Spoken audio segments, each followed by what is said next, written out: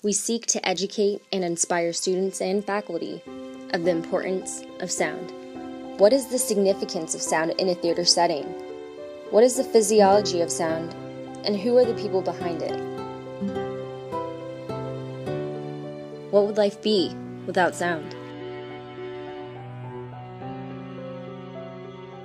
Most of my colleagues, my friends around the country, around the world, were absolutely amazed that the Tony Awards would say, we don't think sound design is important enough as an artistry.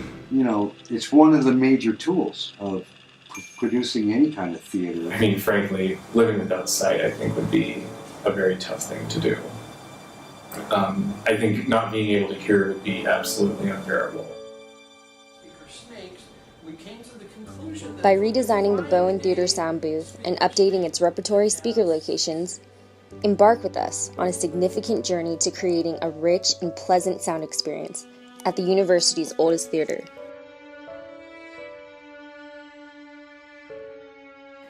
The Bowen Sound Booth Project.